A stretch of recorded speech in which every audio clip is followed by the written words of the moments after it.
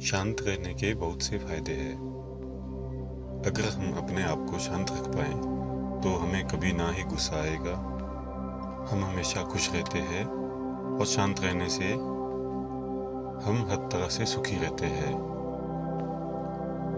जो लोग शांत रहते हैं उनको बुद्धिमान लोगों में गिना जाता है। इस तरह का आप बहुत सारा ज्ञान यूट्यूब या अन्य सोशल मीडिया प्लेटफॉर्म पे देखते या सुनते होंगे, पर आपको पता है कि शांत रहने के हमें फ़ायदे तो बहुत ज़्यादा है। बल्कि भगवान बुद्ध को भी जो आत्मज्ञान प्राप्त हुआ था वो शांत रह के ही हुआ था। अगर हम शांत रह जाए तो हमें भगवान भी मिल जाए, बस हमें शांत रहना होता है। शांत रहने के आपको फ़ायदे सभी बताएंगे, पर आपको पता है कि आप शांत कैसे रह पाएंगे?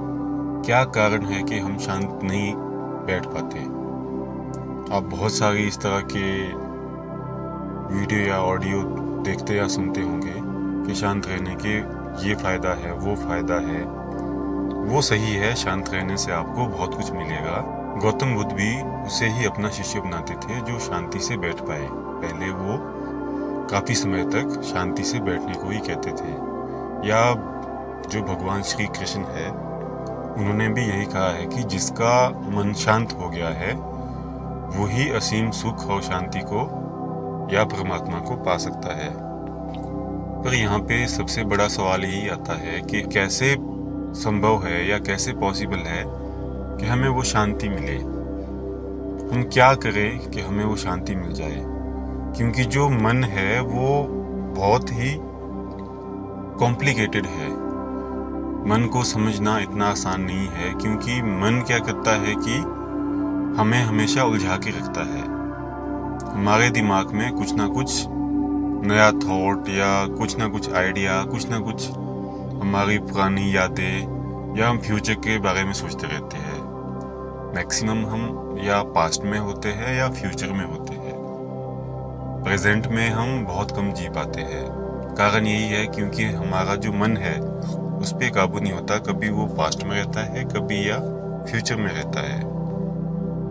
चाहे आप घने से घने जंगल में चले जाएं, बिल्कुल किसी एक शांत जगह बैठ जाएं जहाँ पे कोई भी आपके दूर दूर तक कोई भी इंसान या आपके आसपास कोई ना हो, पर जो आपके मन के विचार है, जो आपके मन का संसार है, वो इतना प्रबल है, इतना बड़ा है कि आप किसी घोर जंगल में भी अपने विचारों से घिरे रहते हैं।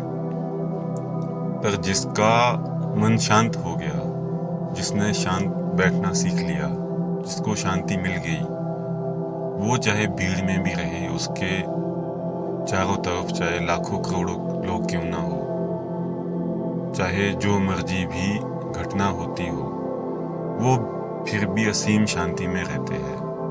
उन्हें उस चीज़ से कोई फर्क नहीं पड़ता। हमारा शांत ना रह पाने का कारण हमारा मन, हमारे विचार, हमारी सेंसेस है। भगवत गीता में श्री कृष्ण बताते हैं कि कोई भी एक इंद्रिय, यानी कि हमारी कोई भी एक सेंसेस, हमारी जो 5 सेंसेस होती है, जैसे हमारा देखना, हमारा सूंघना, हमारा टेस्ट करना, हमारा स्पर्श करना और हमारा सुनना, ये हमारी 5 इंद्रियां है, जिसके लिए कि भगवान श्री कृष्ण बताते हैं जो भी इंसान किसी भी इंद्रिय के साथ चलता है, चाहे वो परमात्मा को पाने वाला ही क्यों ना हो, वो भी उस परमात्मा स्थिति से गिर जाता है। मतलब एक लास्ट स्टेज पे पहुंच के भी, आप अंतिम ऊंचाई पे पहुंच के भी गिर जाएंगे अगर आपकी सेंसेस आपके कंट्रोल में नहीं है। क्योंकि बेसिकली जो हमारी सेंसेस है, ये हमारे अंदर थॉट क्रिएट करती है। शांत रहने का मतलब है हमारे थॉट पे कंट्रोल होना, हमारे मन में कोई विचार ना आए, हमारा मन है वो शांत आ जाए, कोई हमारे अंदर कोई अंतर्द्वंद ना हो, किसी तरह का विचार ना चले, किसी तरह का कोई थॉट का प्रोसेस ना हो, तो हम कहीं भी शांत बैठ जाएंगे, चाहे भीड़ ही क्यों ना हो। हम असीम शांति को महसूस कर सकते हैं। अगर हमारे विचारों पे कोई नियंत्रण नहीं है, हमारे अंदर विचार चले हैं, चाहे वो दुख के है, सुख के है, आपका पास्ट फ्यूचर जो भी है, तो आप चाहे किसी घोर जंगल में ही चले जाओ, आपको शांति कभी नहीं मिलेगी। तो जैसा कि भगवान श्री कृष्ण बताते हैं कि अगर हमारा सेंसेस पे कंट्रोल नहीं है तो हम कभी शांत नहीं रह पाएंगे।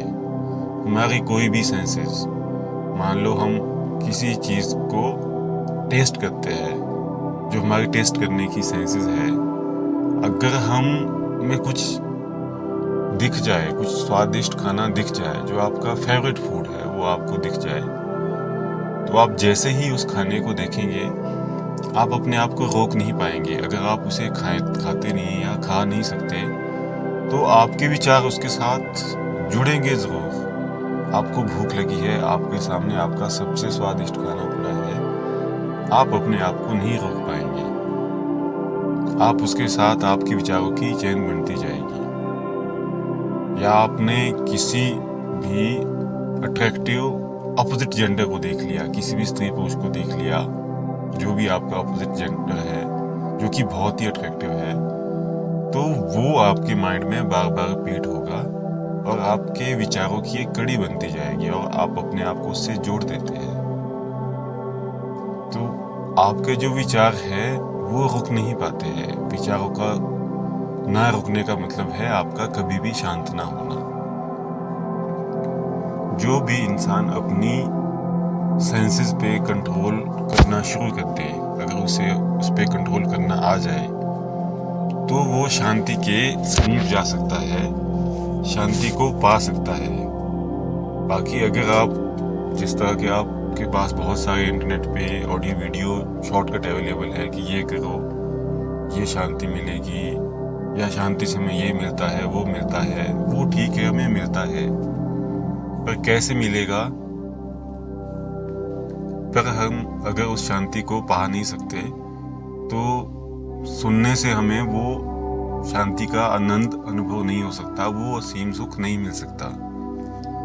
अगर आपके मन में भी इस तरह के कई सवाल हैं तो आप हमारे चैनल को सब्सक्राइब कर सकते हैं। हमारे चैनल पर इसके रिलेटेड बहुत सारे अपडेट आपको मिलते रहेंगे, और अगर आप चाहे तो आप हमें कमेंट भी कर सकते हैं। हम पूरी कोशिश करेंगे आपको रिप्लाई करने की।